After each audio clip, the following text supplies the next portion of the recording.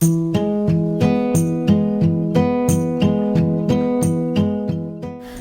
friends, welcome to நம்ம Aathiras kitchen. இன்னைக்கு நம்ம ஆப்பிள் தோசை பண்றதுக்கு என்னென்ன ingredients வேணும்னு பார்க்கலாம். அதுக்கு நான் ஒரு மீடியம் சைஸ் ஆப்பிள் வந்து தோல் சீவிட்டு பீசஸா கட் பண்ணியிருக்கேன். 2 முட்டை எடுத்துக்கோங்க. 3 டேபிள்ஸ்பூன் கோதுமை மாவு எடுத்துக்கோங்க. 2 டேபிள்ஸ்பூன் சுகர் எடுத்துக்கோங்க. நான் ப்ரௌன் சுகர் எடுத்திருக்கேன். நீங்க வேணும்னா ஒயிட் சுகர் யூஸ் பண்ணிக்கலாம். நட்ஸ் என்ன எடுத்திருக்கேன்னா 5 பாதாம் எடுத்திருக்கேன், 5 முந்திரி பருப்பு எடுத்திருக்கேன். 5 பாதாமும் ஒரு 2 to 3 hours வந்து முன்னாடியே ஊற வச்சு எடுத்துக்கோங்க. அப்போ தான் நல்லா மிக்சரில் அரைப்படும். அதுக்கப்புறம் நம்ம இது எல்லாத்தையும் மிக்சரில் போட்டு கிரைண்ட் பண்ண போகிறோம்.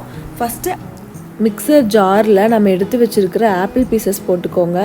அடுத்தது நம்ம எடுத்து வச்சுருக்கிற நட்ஸ் எடுத்து உள்ளே போட்டுக்கோங்க. நெக்ஸ்ட்டு சுகர் ஆட் பண்ணிக்கோங்க.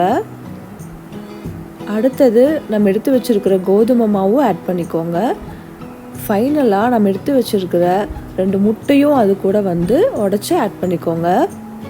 இது எல்லாத்தையும் வந்து அரைச்சிக்கலாம். நம்ம நெக்ஸ்ட்டு வந்து தோசைக்கல்ல எண்ணெய் தடவி அடுப்பில் வச்சுக்கோங்க. தோசைக்கல் சூடானதும் நம்ம ரெடி பண்ணி வச்சுருக்கிற ஆப்பிள் தோசை பேட்டரை ஊற்றி நல்லா சாஃப்டாக ஸ்ப்ரெட் பண்ணி விடுங்க. ரொம்ப அழுத்தம் கொடுத்துடாதீங்க. ரொம்ப அழுத்துனீங்கன்னா தோசை கட்டி கட்டியாக வந்துடும். சாஃப்டாக ஸ்ப்ரெட் பண்ணி ஒரு 10 செகண்ட்ஸ் வந்து வேக விடுங்க மீடியம் ஃப்ளேமில். அடி பிரிச்சிடாமல் பார்த்துக்கோங்க. 10 to 20 செகண்ட்ஸ் வந்து கொஞ்சம் நல்லா வெந்ததுக்கப்புறம் திருப்பி போட்டுருங்க.